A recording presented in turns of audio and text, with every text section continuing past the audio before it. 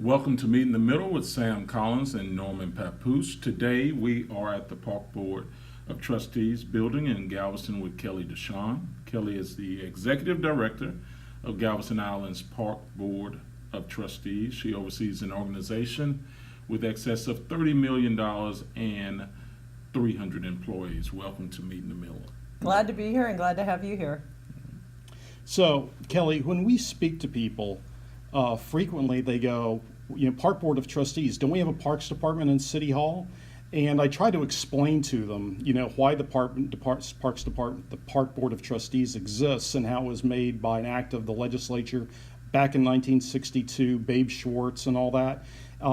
Could you tell people, because this is a frequent question, and when we said we were going to interview you, they say, why do we have two? So you want to give everybody the reason? Well, first I'll say that my mother asked that same question. After working 20 years in tourism industry, she says, why are you working in Parks and Recreation? And I don't know really why the Park Board is called the Park Board of Trustees. I had the benefit over the last 5 years of working with BOI and former Senator for Galveston, Babe Schwartz, who actually wrote the legislation that created the Park Board first at a state level and then advocated for it to be adopted at a local level. And when I would talk to Babe about why the necessity of this, he said, we're a tourism economy. A large portion of the revenues that we as a community generate come from the natural assets that we had, and that it was important that there was a voice that responded to the tourists, because local government is, rightly so, created to respond to the needs of the residents. And when you're generating a $30 million a year budget that doesn't come from local contributions, it comes from contributions from a different target group or a user group, it's important that they have a voice also to make sure that those revenues are put back into the community in a way that sustains or prolongs that business that we're driving. And growth is it's pretty substantial. Oh, the growth has been really substantial. And of course, I always tell people we're running an industry in the middle of a community.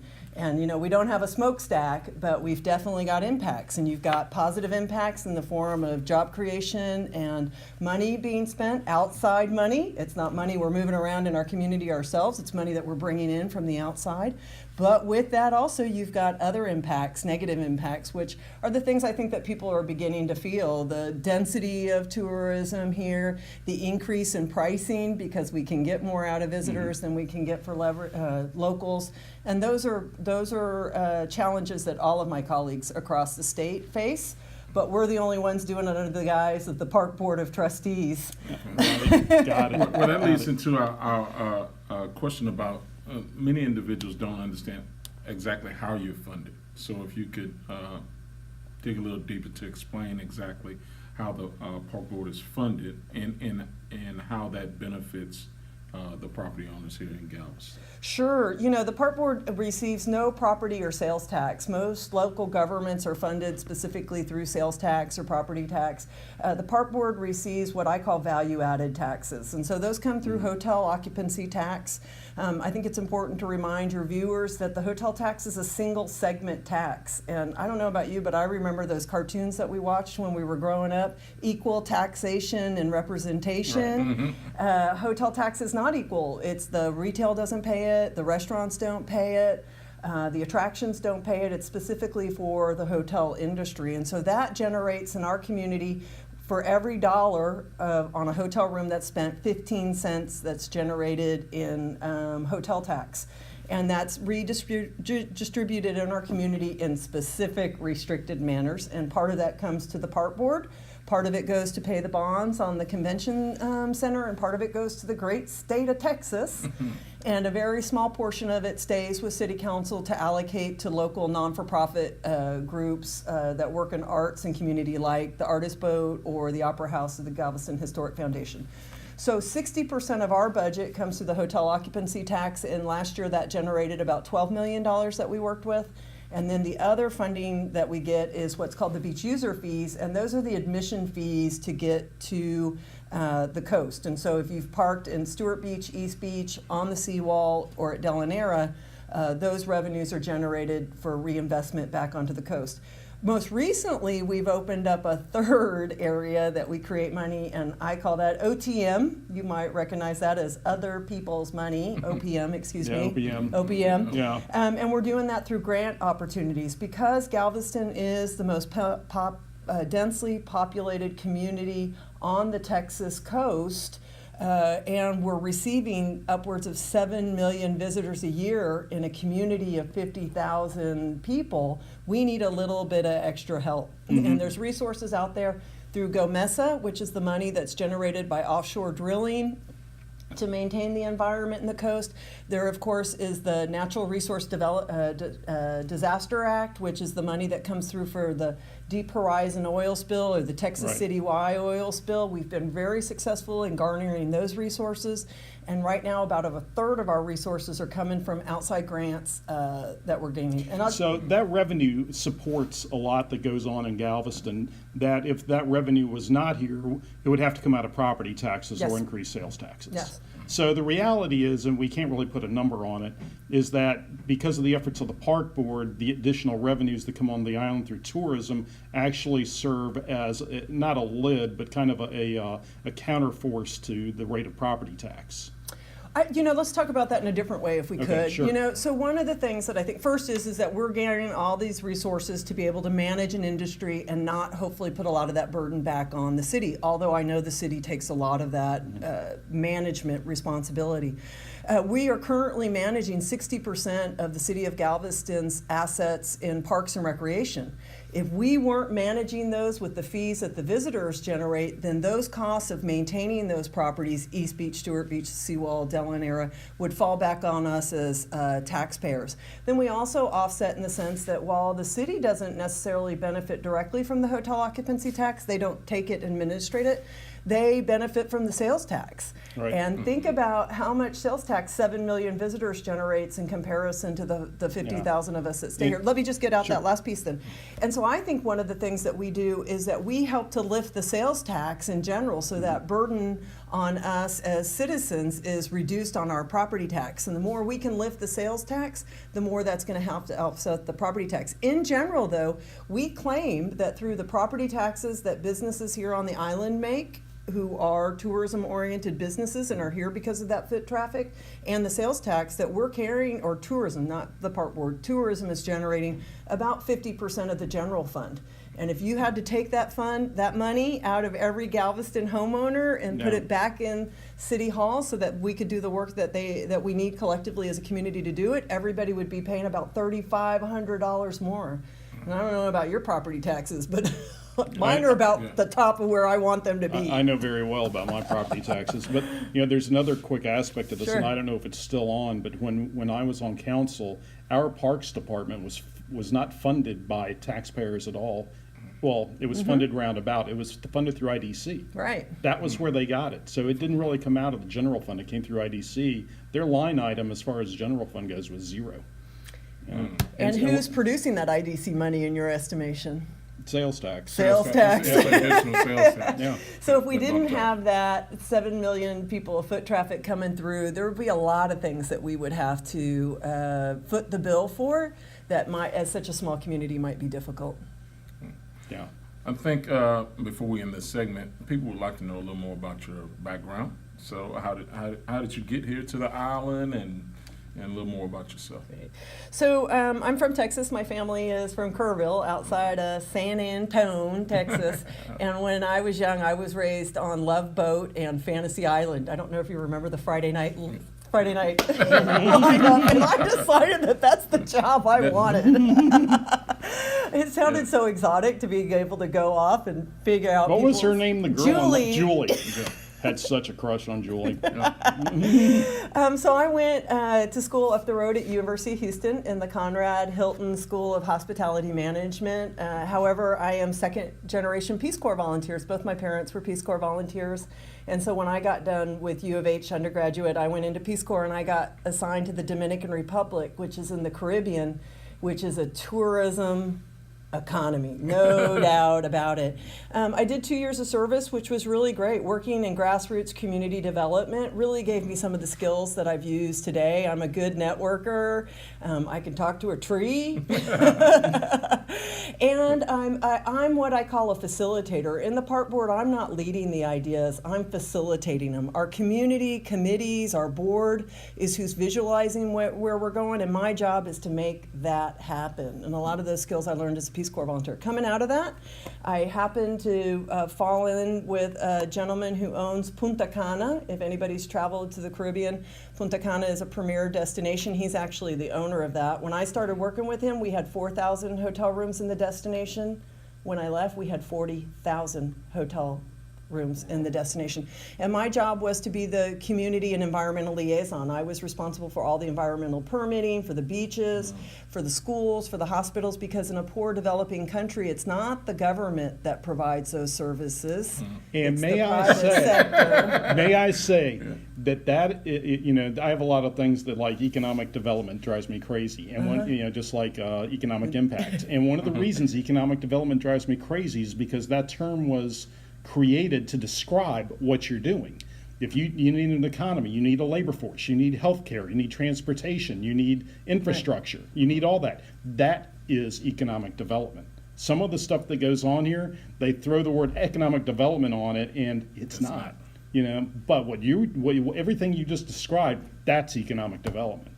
And it was the private sector, because the government doesn't have money. And so who had resources with the private sector, and they had a vested interest in preparing the workforce, ensuring that the sanitation was in place, Right. having medical facilities for both visitors and residents. And so it was a real education. When you work in a small island economy like that, that's a country, you can immediately see the impacts that decisions have. And so it was a great education.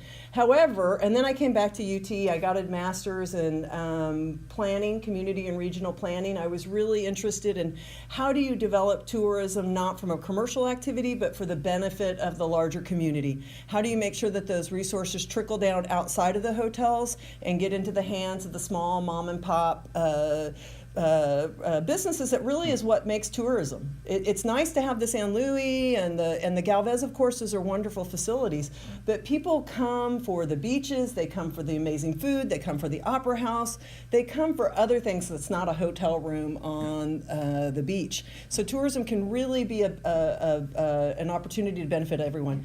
I went back down, I started working out of a place called Casa de Campo, which is the premier tourism destination in the Caribbean, the single most expensive destination. Is that the one in the Bahamas? No, it's in the Dominican Republic. Oh, It's okay. got the premier golf course, Teeth of the Dog. Several people will know that.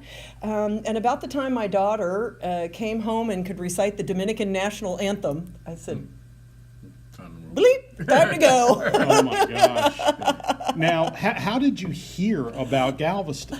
I mean, I didn't. My husband. well, who- I mean, you're from Texas. Right, but, right. Well, the first thing is we wanted to try to get back to the States and be by my family in Kerrville. And my husband, who you know, found the job, and he said, Kelly, this is you. Great chef. Thank you. He just opened an island up on a restaurant on Pelican Island, No the Galley. way. Oh, that's great. You'll have to go out there and try his international cuisine. But he found the job, and he said, Kelly, this is you, because traditionally as Convention and Visitors Bureau, which is what this kind of institution would be purely marketing. And while I'm really adept at marketing, I'm also really good at building beaches and managing facilities, which I'd done before.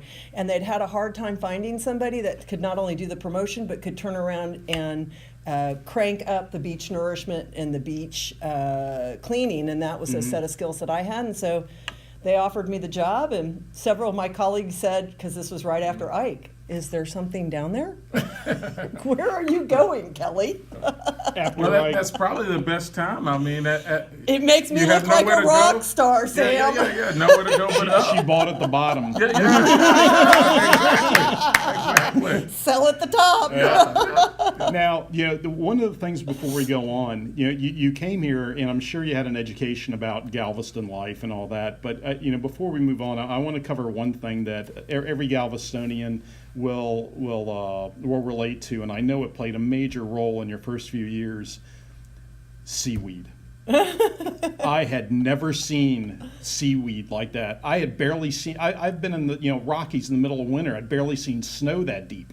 It was phenomenal, wasn't it? I mean, it was, I don't know, was that like, they call this a once in a 1,000-year storm? Was that like a once in a 100-year? No, unfortunately, I don't think so. And if you've been following the news down in the Caribbean or in Mexico, what we were dealing with in 2014, which I've dubbed the summer of seaweed, Yeah. they're dealing with now. We get numerous calls from across the Gulf Coast and the islands asking us how to deal with it. And we've deployed our crews and we've received other crews from the islands up here to look at our equipment. We share our best practices with them. This is a phenomenon because of what I'm being told, the amount of nitrates that are going into the water, the warming of the water, it makes a really conducive environment for that to replicate. Fortunately, we haven't had it down here. To the contrary, this was the first year we were celebrating in the 7 years I've been here that we haven't had a natural disaster along the coast or a man-made. We didn't have an oil spill. We didn't have seaweed. We didn't have a fish kill. Every summer it's been something. And this year it was blue water. Yeah, blue water. And let me tell you, we've got this amazing technology today that we can use based on your cell phones and your location devices on your cell phone. So we don't have to throw a car counter on the causeway anymore. We can track visitation on the island by devices that are coming on and off. And so we looked at the devices that came on in the 3 days of Memorial Day weekend, and then we looked at the devices that came in that next week on the blue water in 2 days. And in 2 days, we did more car traffic and more visitation than we did the 3 days of Memorial Day weekend. That's incredible. I mean, it's And like they caught everybody's us. chipped now. Everybody's, with the phone. That is. Yeah, It's yeah. scary. I saw the presentation and I said, this is great. How do I take it off my phone? Yeah. I gotta unlocate myself. Yeah. Now, what about, you were talking about the summer of this, the summer of that, and how can you see revenue fluctuations in that? Because it seems like revenues continue to increase even despite a lot of this. But do you see revenue fluctuations? Definitely. We've been working on a strategy that is, if you look at month over month, January to December in hotel tax collections, the peak, the highest rate of collection is going to be June, July, and August. We are, by all practical purposes, a family destination. You got Schlitterbahn, you got Moody Gardens, you've got the Pleasure Pier, and that makes for great business in the summer. But what the hey do you do with those facilities the other 9 months of the year? So if we just talk about the summer, what we've been seeing in the summer for the last several years is growth. Galveston hotels currently get the highest hotel rate on the Gulf Coast.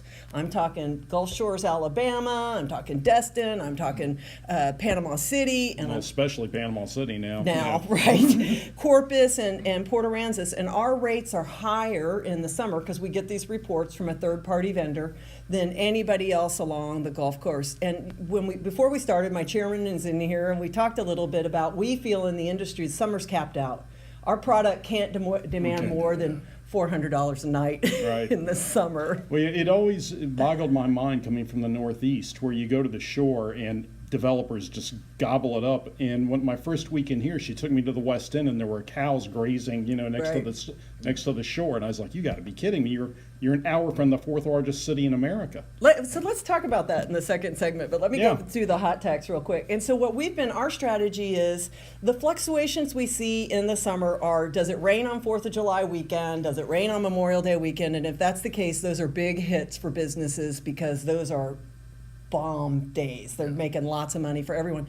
And in the business in general, you're trying to make your money in the summer so you can carry your business through those skinny months. So our strategy for the last several years has been to focus on what we call the shoulder seasons, the seasons that sit on each side of that peak. So the spring and the fall rolling up to that. Previously, the strategy had been events, and Lone Star and Mardi Gras drive a lot of people down to the island in a very small time frame, and that's good.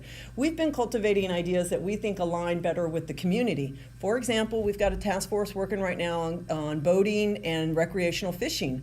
Why are we not more with recognized year-round for the boating opportunities. So we're buying segments for fishing on Discovery. We're sponsoring two $10,000 fishing tournaments to try to bring in the big guys. We're hosting a pavilion in the boat show.